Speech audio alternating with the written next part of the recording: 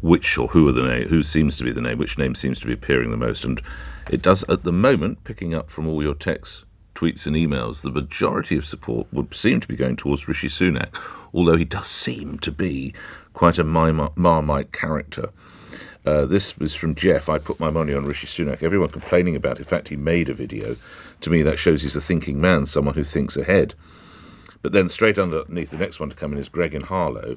Labour would love Rishi Sunak as the new leader of the Conservative Party. Labour would then walk the next election and win. Richard in Knightsbridge. Sunak's campaign video is beyond vulgar. His MP supporters should ask the local associations before they back him. If Sunak's on the list of two, then as a Tory party member, I would vote for AN other. And that seems to be, at the moment, and it is early days, but it seems to be, Richard, that you might be on the money there, in that it does appear to be, at the moment, very early days, Rishi Sunak versus whoever the other person is.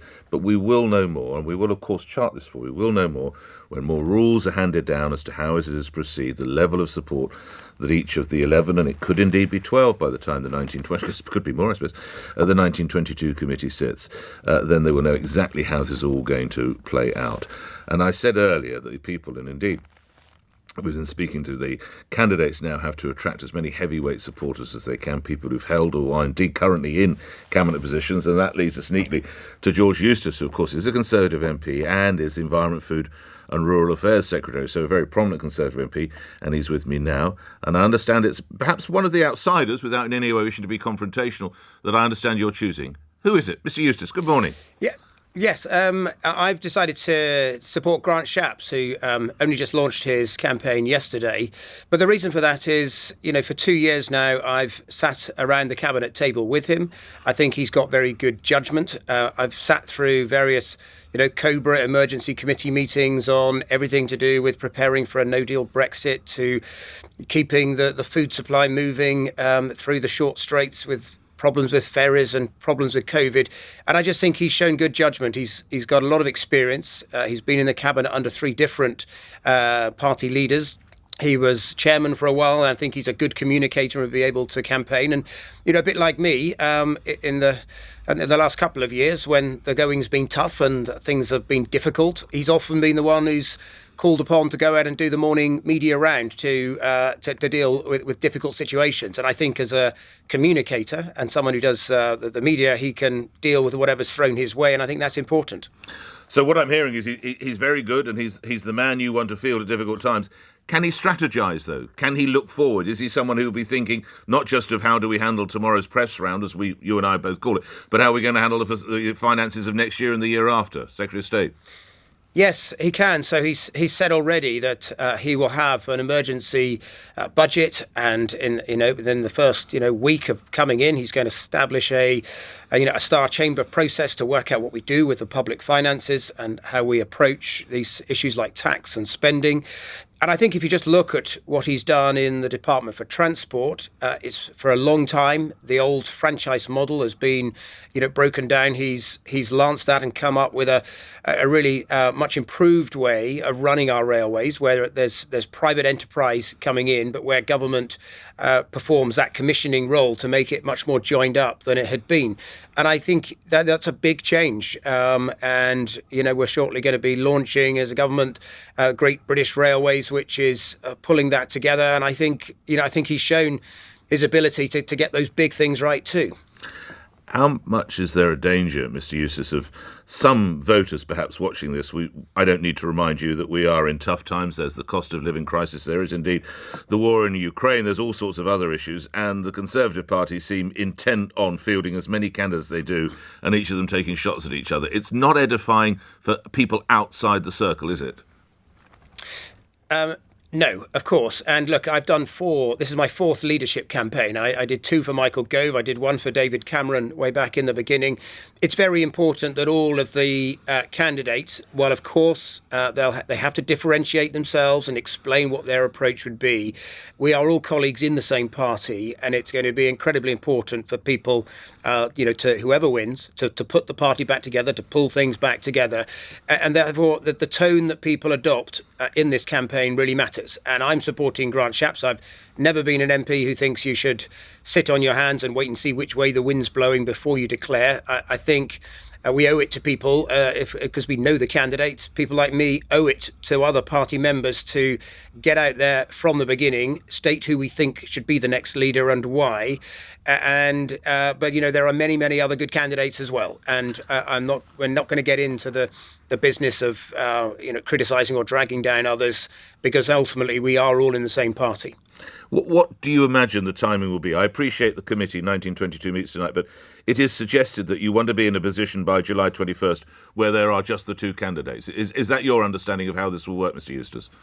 Yes, and obviously the 1922 committee will decide this, but I think it would be very difficult to do it any other way, because MPs just wouldn't be around. It'll be in their constituencies during August.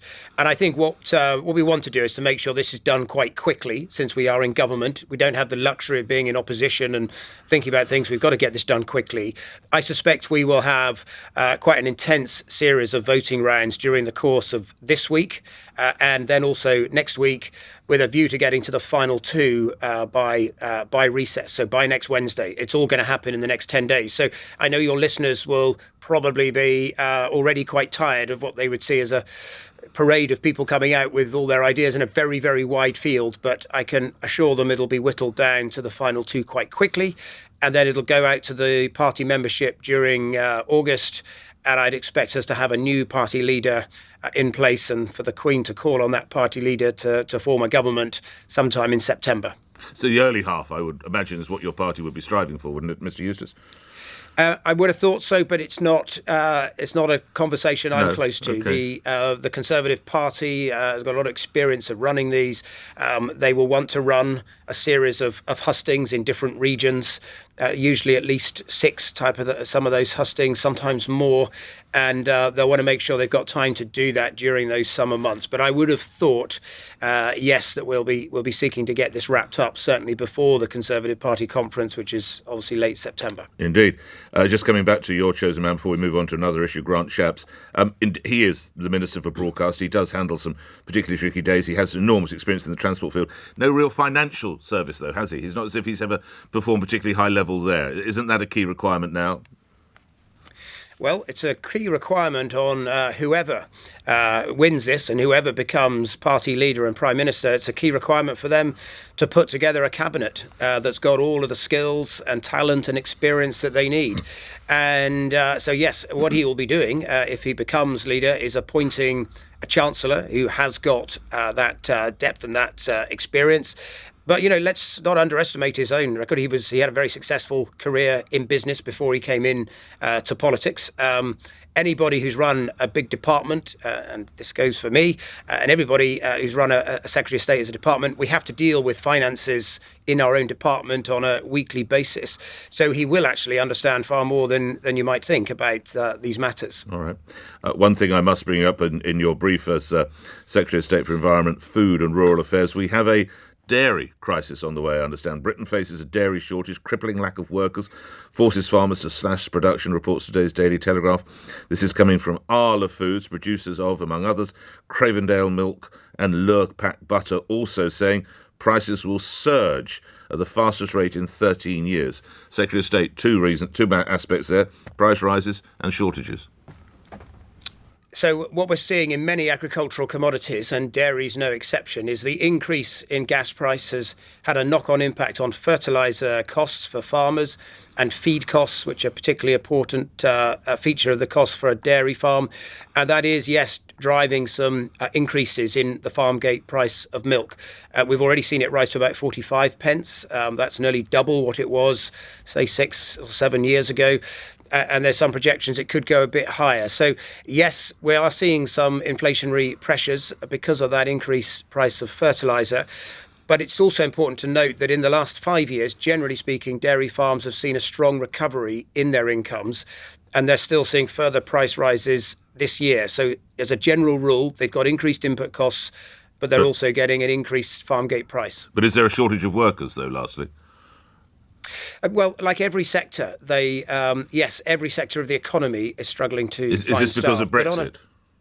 it's nothing to do with Brexit. So on a dairy farm, they would typically, a typical dairy farm might employ 2 or 3 people, sometimes a bit more, sometimes 4. So it's not huge numbers of staff. And so I can understand, say, a strawberry farm that employs hundreds or sometimes thousands of people.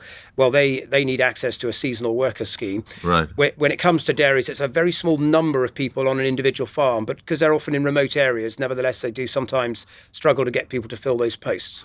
Grateful for your time. Thank you, George Eustice, Environment, Food and Rural Affairs Secretary, appearing here at LBC, where at 8 o'clock the news is next. On your radio, on Global Player, and Play LBC. leading Britain's conversation.